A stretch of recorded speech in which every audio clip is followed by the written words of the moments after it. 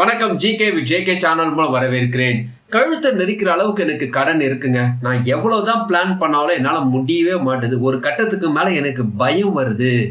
எப்படி இந்த கடன் எல்லாம் அடைக்க போறேன்னு ஒரு பயம் வருது. பிரச்சனையில் ஃபேமிலியெல்லாம் மாட்டி விட்டுருவோன்னு ஒரு பயமாக இருக்குது. ஏன் பார்த்தீங்கன்னா கொஞ்சமாக ஸ்டார்ட் பண்ணது இப்போ எக்கச்சக்கமான பிரச்சனை நான் மாட்டிகிட்டு இருக்கேன். ஒரு குழப்பத்தில் நான் இருக்கேன் அப்படின்னு நீங்கள் நினச்சிங்கன்னா கவலையப்படாதீங்க. இந்த வீடியோ முழுசாக பாருங்கள். உங்களுக்கான சொல்யூஷன் இந்த வீடியோவில் இருக்குது. 4 lakhs வியூஸ் கிட்ட பார்த்த ஒரு வீடியோ தான். அதாவது நான் ரொம்ப நாளைக்கு முன்பாக அந்த வீடியோ நான் ரெடி பண்ணியிருந்தேன். அதாவது இத்தகைய பிரச்சனையில் இருக்கிறவங்க, இந்த கழுத்து நெருக்கிற அளவுக்கு கடன் பிரச்சனை இருக்கிறதுக்காக அந்த வீடியோ ரெடி பண்ணியிருந்தேன். உண்மையாகவே நிறைய பேருக்கு அது யூஸ்ஃபுல்லாக இருந்தது. நிறைய பேர் ஃபீட்பேக்லையும் போட்டிருந்தாங்க. ஸோ அத்தகைய ஒரு வீடியோவில் இருக்கக்கூடிய முக்கியமான விஷயத்தை உங்களோட நான் ஷேர் பண்ணிக்கொள்ள போகிறேன். ஸோ அது உண்மையிலே நிறைய பேருக்கு ரொம்பவே நல்லா ரீச் ஆச்சு. ரொம்ப நிறைய பேருக்கு யூஸ்ஃபுல்லாக இருந்தது. ஏன்னா அது எனக்கும் யூஸ்ஃபுல்லாக இருந்தது, என் ஃப்ரெண்ட்ஸ் சர்க்கிளுக்கும் நிறைய பேர் யூஸ்ஃபுல்லாக இருந்தது. நிறைய பேர் வெளியவும் வந்தாங்க, இந்த பிரச்சனைலேருந்து வெளியே வந்தாங்க. ஸோ அப்பேற்பட்ட ஒரு வீடியோவில் இருக்கிற முக்கியமான விஷயம் தான் இந்த வீடியோவில் பார்க்க போகிறோம். உங்களுக்கு எக்கச்சக்கமான கடன் பிரச்சனை இருக்கா? இப்போ கழுத்து நெரிக்கிற அளவுக்கு உங்களுக்கு சூழ்நிலை நீங்கள் இருக்கிறீங்களா? கவலையே படாதீங்க, நீங்கள் வெளியே வர முடியும். அதுக்கான முக்கியமான விஷயம் தான் இந்த வீடியோவில் பார்க்க போகிறோம்.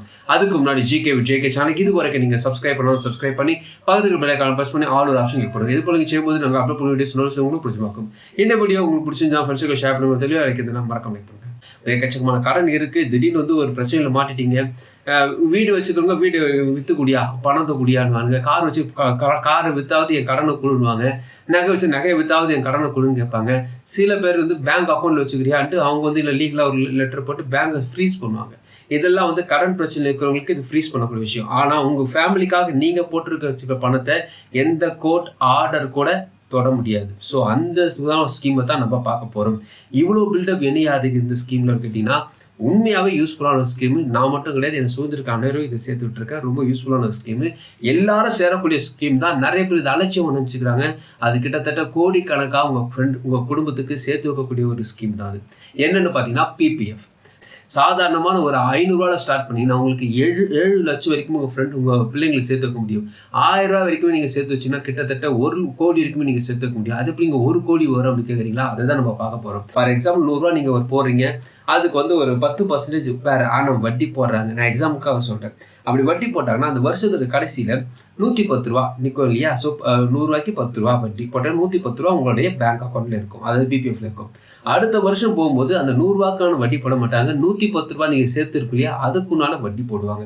ஸோ 110 ரூபாய்க்கு என்ன வட்டி? 10% போட்டிங்கன்னா 121 ரூபா வருது. ஸோ இந்த 121 ரூபா அடுத்த வருஷம் வரும்போது அதுக்கு 121 ரூபாய்க்கு எவ்வளோ 10% போட்டாங்கன்னா கிட்டத்தட்ட 133 ரூபா. இது போல் காம்போனன்ட் வட்டியாக வரும். ஒரு பேங்கர் போடுற வட்டி எப்படி இது மாதிரி இருக்கும்? டிஃபால்ட்டாக அப்படியே தான் இருக்கும். இந்த வருஷத்துக்கு உங்களுக்கு 10%னா உங்கள் சேவிங்ஸில் எவ்வளோ இருக்கோ அது அப்படி தான் இருக்கும். உங்கள் ஃபிக்ஸட் டெபாசிட்ல எவ்வளோ அமௌண்ட் இருக்கோ அது அப்படி தான் இருக்கும். 1 லட்ச ரூபா போகிறீங்கன்னா அது 1 லட்ச ரூபா ஒரு வருஷத்துக்கு 10%னா 1000 ரூபா, அவ்வளோதான். 10,000 ரூபா அல்லது 1000 ரூபா அப்படி தான் வரும். அது இன்க்ரீஸே ஆகாது. ஆனால் இந்த காம்பவுண்ட் வட்டியில் இவ்வளோ விஷயம் இருக்குது. இதுக்கு பிபிஎஃப் கால்குலேட்டர் ஒன்று கொடுத்துருக்காங்க. நிறைய பேருக்கு போஸ்ட் ஆஃபீஸுக்கு போய் இதெல்லாம் செய்யணுமாவே யோசிப்பாங்க. ஆனால் இதில் ஆப்லேயே கொண்டு வந்துட்டாங்க.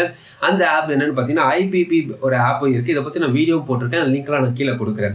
So India postal payment bank app சொல்லக்கூடிய இந்த ஆப் மூலமாக நீங்கள் இபிஎஃப் அதாவது பிபிஎஃப் நீங்கள் பே பண்ணிக்கொள்ள முடியும். இது ரொம்ப சுலபம். உங்கள் கூகுள் பேலேருந்து நீங்கள் அழகாக ட்ரான்ஸ்ஃபர் பண்ணி அதுலேருந்து நீங்கள் ஈஸியாக இந்த பேமெண்ட்டை பண்ணிக்கலாம். 5 நிமிஷத்தில் உங்களுக்கு பேமெண்ட்டை நீங்கள் பண்ணிக்கலாம். போஸ்ட் ஆஃப் ஸ்கீமில் இது மட்டும் கிடையாது, நீங்கள் ஆர்டி பே பண்ணிக்கலாம், லைஃப் இன்சூரன்ஸ் பண்ணிக்கலாம், சேவிங்ஸ் அக்கௌண்ட் வச்சுருந்தா அதில் கூட இந்த ஆப் மூலமாக செலுத்திக் கொள்ள முடியும். செல்வ மகள் சேமிப்பு திட்டம் நீங்கள் கேள்விப்பட்டிருக்கீங்களா? பெண் குழந்தை வச்சிருக்கவங்களுக்கு அவங்களுக்கும் கிட்டத்தட்ட இந்த ஆப்ஷன் கொடுத்துருக்காங்க. நான் சொன்ன இந்த பிபிஎஃப் இவ்வளோ ஃபாஸ்ட்டாக சொன்னீங்களே, சிம்பிளாக சொல்லுங்க அப்படின்னு கேட்டிங்கன்னா ஒரு 9 விதமான பெனிஃபிட்ஸ் நான் ஸ்டார்டிங்காக சொல்கிறேன். முக்கியமாக வட்டி. நீங்கள் 500 ரூபா போட்டாலும் சரி, 200 ரூபா போட்டாலும் சரி, 1000 ரூபா போட்டாலும் சரி, தொடர்ந்து போட முடியலனாலும் சரி பிரச்சனை இல்லை. எவ்வளோ போட்டாலும் அதுக்கு கூட்டு வட்டி படி பணம் வரும்.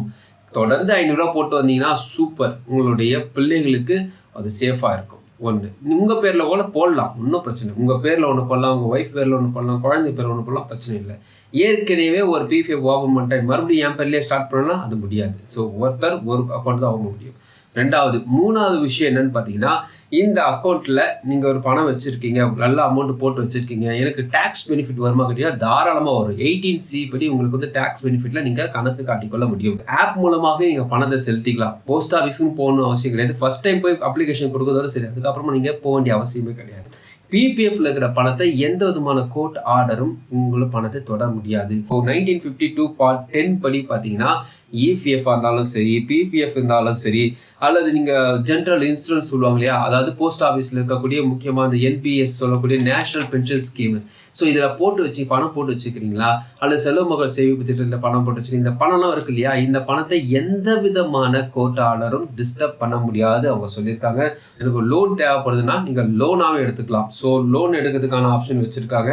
இது 6வது அப்படி சொல்லணும் பார்த்தீங்கன்னா, குழந்தைங்களுக்கு கூட ஸ்டார்ட் பண்ண முடியும். உங்கள் பேர் இல்லாமல் குழந்தைங்களுக்கு கூட தாராளமாக ஸ்டார்ட் பண்ண முடியும். அவங்களுக்கும் நீங்கள் பணத்தை சேர்த்து வைக்க முடியும். அதுக்கு கூட்டு வட்டியான ஆப்ஷன் சொல்லியிருக்காங்க. ஸோ நிறைய விஷயங்கள் இருக்குது. நான் வந்து ஷார்ட்டாக உங்களுக்கு சொல்லி முடிச்சிருக்கேன்.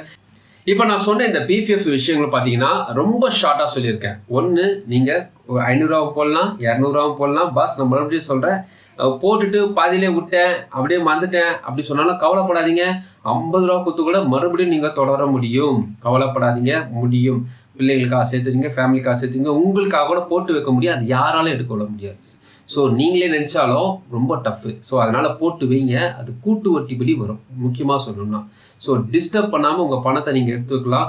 அது நல்ல ஒரு வட்டி வருது. டேக்ஸ்லையும் பெனிஃபிட் காட்ட முடியும். லோன் இருமா அதையும் நீங்கள் எடுத்துக்கலாம். இதுக்கான நிறைய ஆப்ஷன்ஸ் அவங்க வச்சுருக்காங்க. ஸோ இதெல்லாம் வந்து பிபிஎஃப்ல இருக்கிற பெனிஃபிட்ஸ். ஸோ இன்னொரு ஆப்ஷன் இருக்குது. நிறைய கடன் இருக்கிறவங்களும் இன்னொரு ஆப்ஷன் இருக்குது. எப்போவுமே நீங்கள் பர்சனல் லோன் வாங்கத்தான் இருந்தாலும் சரி, ஹோம் லோன் வாங்கத்தாலும் சரி, ஒரு இன்சூரன்ஸ் ஒன்று போட்டு வச்சுட்டு அதுக்கப்புறமா கூடவே ஸ்டார்ட் பண்ணுங்கள். ஏன் அப்படி சொல்கிறீங்கன்னா, இன்கேஸ் நமக்கு ஏதோ ஒரு உடம்பு சரியில்லை, நோய் வாய்ப்பட்டுட்டோம், ஒரு 6 மாதம் பணத்தை கட்ட முடியல, அப்படி ஒரு சூழ்நிலை வரும்போது வட்டி குட்டி போட்டே வரும். இன்சூரன்ஸ் போட்டு வச்சுருந்தீங்கன்னா இன்சூரன்ஸ் பணத்தை நீங்கள் கேட்டு வாங்கிக்கொள்ள முடியும். அதுக்கான ஆப்ஷன்ஸ் நிறையவே இருக்குது. ஸோ அப்படி ஒரு இன்சூரன்ஸ் ஸ்கீம் பார்த்தீங்கன்னா HDFC பேங்க்லேயே வச்சுருக்காங்க. பர்சனல் லோனாலும் சரி, ஹோம் லோனாலும் அதுக்கு ஆப்ஷன் கொடுத்துருக்காங்க. அது வேறுபடும். அந்த இன்சூரன்ஸ் ஸ்கீம் நிறைய விஷயங்கள் இருக்குது. நான் ஒரு 3 டைப் ஆஃப் இன்சூரன்ஸை மட்டும் உங்களுக்கு சொல்கிறேன். ஒன்று பார்த்தீங்கன்னா, நீங்கள் ஒரு பர்சனல் லோன் வாங்குறீங்க, 10 லட்ச ரூபா லோன் வாங்குறீங்க வச்சுக்கலாம். அதுக்கேற்ற மாதிரி 10 லட்ச ரூபா அஷ்யூர்டு போட்டு ஒரு இன்சூரன்ஸ் நீங்கள் பே பண்ணிங்கன்னா வருஷம் ஒரு 2500 3000 வரைக்கும் கட்ட வேண்டியிருக்கும். ஸோ கட்டலாம், பிரச்சனையே கிடையாது. ஏன்னு பார்த்தீங்கன்னா பெனிஃபிட் பின்னாடி இருக்குது. ஸோ இது போல் இன்சூரன்ஸ் போட்டு வந்தீங்கன்னா ரொம்ப நல்லாவே இருக்கும். 2வது விஷயம் பார்த்தீங்கன்னா, 3000 வருஷத்துக்கு ஒரு 5000 போடுற மாதிரி இருந்தீங்கன்னா இதே இன்சூரன்ஸ் பணத்தில் நீங்கள் மணி பேக்கை கூட பெற்றுக்கொள்ள முடியும். அதுக்கு ஆப்ஷன் வச்சுருக்காங்க. ஸோ இது போல் நிறைய விஷயங்கள் வச்சுருக்காங்க. இது HDFC பேங்க்கில் இதுக்கான ஆப்ஷன்ஸ்லாம் கொடுத்துருக்காங்க. இதில் நீங்கள் டேக்ஸ் பெனிஃபிட்டை கூட காட்டிக்கலாம். அதாவது 18C படி இதுக்கு நீங்கள் இன்சூரன்ஸ் போட்டிருக்கீங்க இல்லையா, இந்த இன்சூரன்ஸ் பேஸ் பண்ணி கூட நீங்கள் டேக்ஸில் கூட கணக்கு காட்டிக்கலாம் சொல்லிக்கிறாங்க. HDFC பேங்க்கில் இது கேல்குலேட்டர் கொடுத்துருக்காங்க. உங்களுடைய ஏஜ், உங்களுடைய ரிட்டைர்மெண்ட் ஏஜ், இன்கேஸ் இங்கே எந்த ஜாப் செய்கிறீங்களோ அதுக்கேற்ற மாதிரி நீங்கள் பிளான் பண்ணிக்கோங்க. ஸோ நீங்கள் மேரிடா இல்லையா, சில்ட்ரன்ஸ் இருக்காங்களா, மந்த்லி இன்கம் எவ்வளோ, மந்த்லி எக்ஸ்பென்ஸ் எவ்வளோ, உங்கள் ஒய்ஃப் ஒர்க் பண்ணுறாங்களா இல்லையா, அவங்கள டீட்டெயில்ஸ்லாம் கேட்குறாங்க.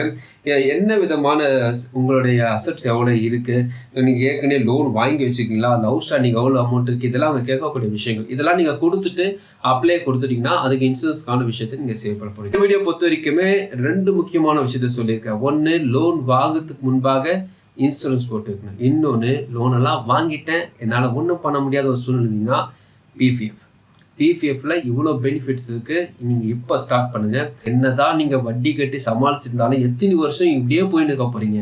இதுக்கு ஒரு முடிவு கட்டணும் இல்லையா, அதனால 500 ரூபாலேருந்தே ஸ்டார்ட் பண்ணுங்கள். முடிஞ்சால் 300, 500 அப்படி மாதம் கண்ணுக்கு தெரியாமல் ட்ரை பண்ணுங்கள். இது வந்து யோசிப்பீங்க, என்னால் அதெல்லாம் முடியாது பாஸ், அதெல்லாம் சொல்லாதீங்க. ஒரு சினிமா போனாவே உங்களுக்கு 1500 செலவு வருது. உங்களால் அது செய்ய முடியுது. நெட்ஃப்ளிக்ஸுக்கு உங்களால் பே பண்ணி ஒரு கிரிக்கெட் பார்க்க முடியும், ஹாட்ஸ்டார் கிரிக்கெட்டுக்காக பே பண்ணி பார்க்க முடியும். ரீசார்ஜ் பண்ணதுக்கு மாதத்துக்கு 350 செலவு பண்ண முடியுது. அப்புறமா பீட்சா, பர்கர், பிரியாணி எல்லாமே சாப்பிட முடியுது. அப்போல்லாம் பணம் வருது இல்லையா. ஸோ அதனால் தப்பாத்துக்காதீங்க. ஒரு 500 உங்கள் குடும்பத்துக்கு நீங்கள் இப்போ ஸ்டார்ட் பண்ணுங்கள். நான் சொல்கிறது கொஞ்சம் கடுமையாக இருக்கும், ஆனால் அதான் உண்மை. இந்த பணத்தை யாரும் டிஸ்டர்ப் பண்ண முடியாதுன்னா அதை சேர்த்து வைக்கலாமே, நமக்காக தான் செய்கிறாங்க. ஸோ அரசாங்கம் இந்த விஷயத்தை செஞ்சுருக்காங்க, மிஸ் பண்ணாதீங்க. கண்டிப்பாக அது உங்களுக்கு பின்னாடி பெரிய பலனை கொடுக்கும். ஏன் இப்பயே உங்களுக்கு தெம்பை கொடுக்கும். அதனால் ட்ரை பண்ணி பாருங்கள். இந்த வீடியோ உங்களுக்கு பிரோஜனமாக நினைக்கிறேன். உங்களுக்கு டவுட்ஸ்லாம் நீங்கள் இருந்தால் தாராளமாக உங்களுக்கு கமெண்ட்ஸை தெரிவிக்கலாம். இந்த வீடியோ உங்களுக்கு பிரோஜனமாக நினைக்கலாம். உங்கள் ஃப்ரெண்ட்ஸ் ஷேர் பண்ணுங்க. உங்களுக்கு பிரோஜனமாக கமெண்ட் பார்க்கலாம். வணக்கம்.